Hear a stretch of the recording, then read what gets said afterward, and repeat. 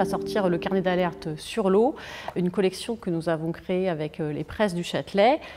Pierre Rabhi fait le côté poétique, analytique de chaque collection. Il fait le début et la fin de chaque ouvrage.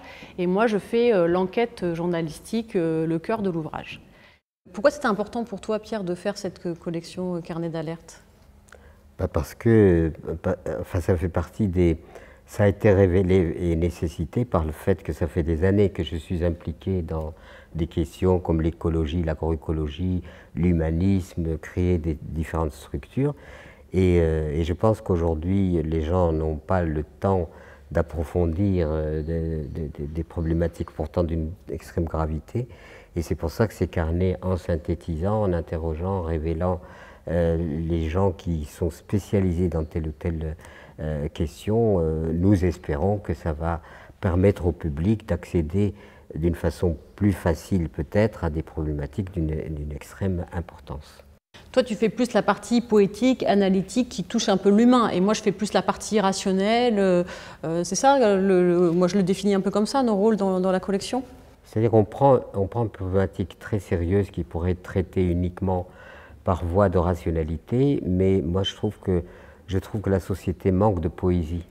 Elle se dessèche, complètement desséchée, parce qu'on n'est que dans le pratico-pratique, dans les choses, et on oublie complètement la beauté de la vie, la beauté de tout ça. Donc, moi, dans la résonance que j'ai en moi, j'habite un lieu qui est beau, parce que j'ai choisi, avec ma compagne, d'habiter un lieu qui est beau, même en dehors des critères agronomiques, etc., puisque nous y vivons depuis plus de 55 ans. Pour réaliser ces carnets, tu as dû interroger un certain nombre de personnes qui sont des experts susceptibles de répondre d'une façon autorisée aux questions qui nous concernent.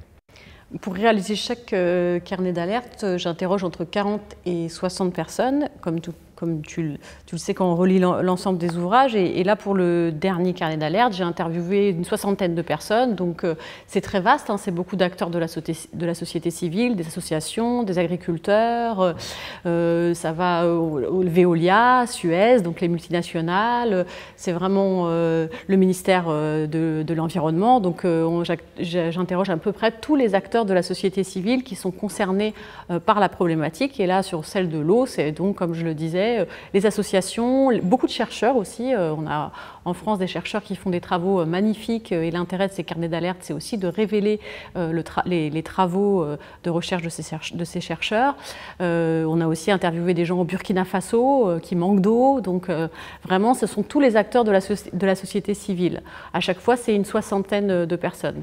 Et ce qui est très important dans chaque carnet d'alerte, et ça me prend d'ailleurs beaucoup de temps, c'est que je vérifie chaque chiffre, chaque information, chaque donnée est sourcée, et ça prend beaucoup de temps. Je reviens à la source de l'étude. Voilà, on marque la page avec le chiffre. Donc on fait vraiment ce travail-là de synthèse et de vérification des informations, ce qui n'est pas si courant que ça, en fait, de revenir vraiment à la base de l'information, et ça prend beaucoup de temps. Donc ça, c'est un point très important des carnets d'alerte. Et donc là, sur l'eau, c'est le cas également.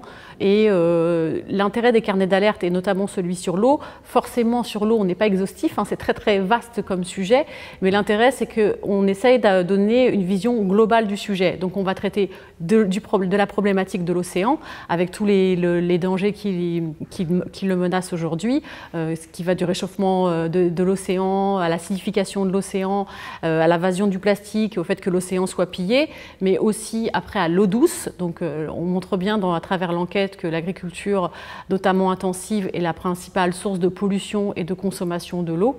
La quasi-totalité des cours d'eau et des nappes phréatiques en France sont pollués par les pesticides ou les nitrates.